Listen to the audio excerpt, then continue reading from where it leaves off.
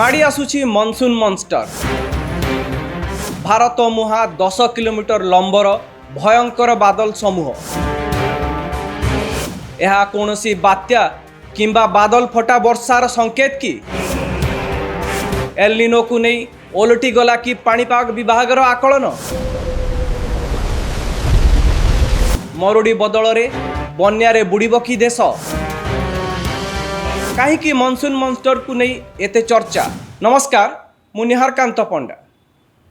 गत किछि दिन धरी सैटेलाइट रे देखा जाइथिबा एक विशाल बादल समूह समस्तक ध्यान आकर्षण करिछि। सोशल मीडिया रे एहाकू मनसून मॉन्स्टर बोली कुहा जाउछि। अर्थात मॉन्स्टर रो अर्थ राक्षस, गोटे राक्षस रूपी बादल समूह। किंतु एठी एक बड़ प्रश्न उठुछि। गत किछि मास धरी वैज्ञानिक माने कहूथिले जे एल निनो प्रभाव रे भारत रे वर्षा कमी पारे। तेबे हठात एते बड़ बादल समूह केउठु आसिला? पाणीपाग रे हठात काहीकि एते बड़ परिवर्तन आसिला? पाणीपाग वैज्ञानिक आकलन भूल हो गला कि? आज आम ए पूरा प्रश्नर उत्तर खोजिबा। मनसून मॉन्स्टर कौन यहाकू जानिबाकू चेष्टा करिबा। एही वीडियो रे आमे तीनिटी प्रश्नर उत्तर खोजिबा। प्रथमे, एल निनो थिबा सत्वे आकाश रे विशालकाय बादल समूह किपरि सृष्टि हैला? द्वितीय, यहा कोन कोनोसी बड़ साइक्लोन किंबा क्लाउड बस्ट बा बादल फटा वर्षार पूर्व संकेत की? एवं तृतीय हैला जे पाणीपाग विभागर पूर्वानुमान भूल हो गला कि? आउ पाणीपाग विभागर पूर्वानुमान आजिकाली अधिक कष्टकर हो पड़ी कि? वेदर सैटेलाइट जेबेठू यार चित्र जारी कलानी सेबेठू भारतरू आरंभ करी कोरिया पर्यंत एशियार जेते देश अछंती सेमानंक पाणीपाग वैज्ञानिक होश उड़ी जाइछि। सबुठू अधिक चिंतित भारतर पाणीपाग विज्ञानी।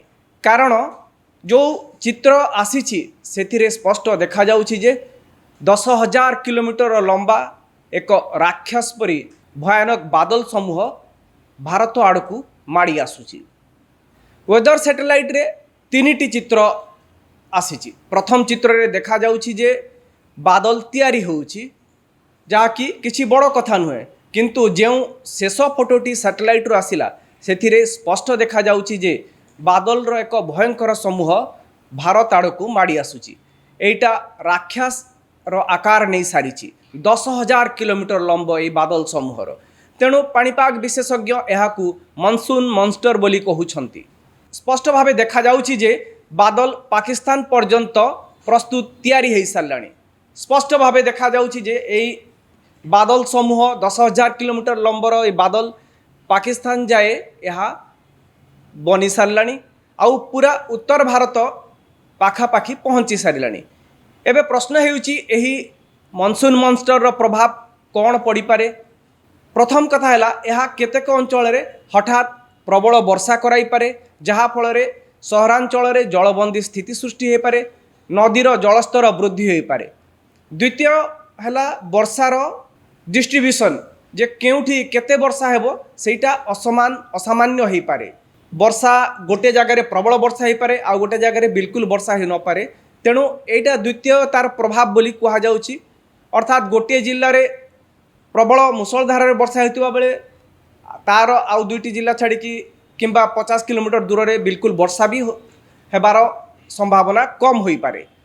तृतीय है खरीफ चाष उपरे यार प्रभाव पड़ी पारे। केउठी अधिक पानी फसल को क्षति करि पारे, आउ केउठी वर्षा भाव जोगु मरुड़ी स्थिति सृष्टि हो पारे, चाषबास प्रभावित हो पारे।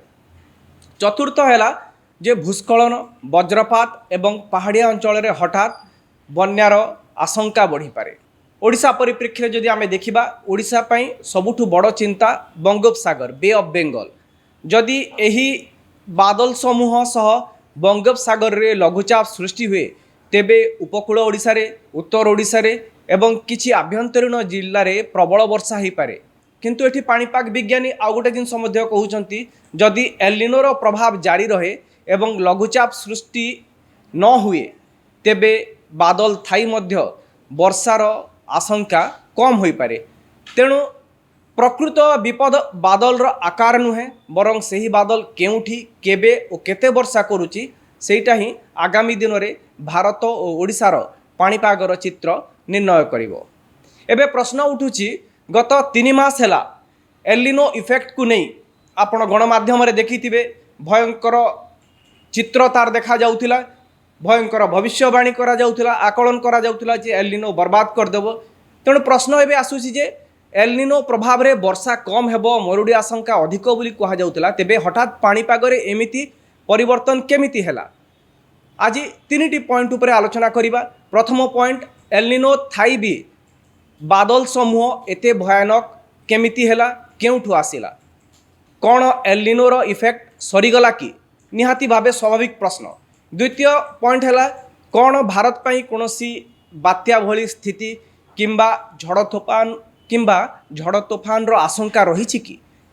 तृतीय पॉइंट है पाणीपाग विज्ञानी वेदर एनालिसिस करिबारे भूल कले कि जानी पारलेनी कि जे एलिनो प्रभावटा भारत उपरे को भली भावे पड़िबो, वर्षा कमिबनी वर्षा बढ़ी पारे बोली। प्रथम प्रश्न होची जदि एलिनो प्रभाव रही तेबे आकाश रे एते बड़ बादल समूह केउठु आसिला। एठारे गोटे कथा बुझिबा जरूरी जे बादल थिबा एवं वर्षा हेबा समान कथा नुहे, अलगा अलगा कथा। आकाश रे बादल सृष्टि हे पारे किंतु वर्षा हेबा पई सेति पई पर्याप्त परिमाण रो आर्द्रता एवं अनुकूल परिस्थिति दरकार। एलिनो जगु समुद्र रु आसुथुबा आर्द्र पवन दुर्बल होइथिबारु अनेक स्थान रे बादल रहुची किंतु सेथिरु पर्याप्त वर्षा हेउ नाही। तेणु आकाश कला बादल रे ढांकी होई रहितिले मध्य वर्षा सेही परिमाण रे हेउ नाही। एबे प्रश्न आसुची पाणीपाग विज्ञानी आकलन भूल हैला कि वास्तव रे से भली किछि कहि हेबनी। पाणीपाग विज्ञान अत्यंत जटिल, केवल एलिनो नुहे, La Nina, MJO, Indian Ocean dipole, jet stream, समुद्रर तापमात्रा एवं स्थानीय पाणीपाग ए सबु मिसिकी मौसुमी वर्षा को प्रभावित करे। केते परिमाण रे वर्षा हेबो, केउठी वर्षा हेबो, केते दिन धरिकी वर्षा हेबो, ए सबु एई समग्र स्थिति उपरे निर्भर करे। सेति पई अनेक समय रे दुईटी पाखापाखी जिल्ला मध्यरु गोटिए रे मुसलधार रे वर्षा हेउथिबा बेले अन्य जिल्ला रे खरा हेउथाए किंबा बिल्कुल वर्षा हुए नाही। शेषरे आउ गोटिए कथा बुझिबा दरकार, आजिर पाणीपाग पूर्व भली स्थिर नाही। विश्व तापन ग्लोबल वार्मिंग जो कहा जाउची, जलवायु रे परिवर्तन जोगु पृथ्वीर तापमात्रा बढ़ुची, समुद्र अधिक गरम हेउची एवं पाणीपागर मिजाज बदलुची। एई भलिया इनफॉर्मेटिव खबर देखिबा पई आपण माने न्यूज रूम को लाइक करंतु, सब्सक्राइब करंतु, वीडियो टी को शेयर करंतु।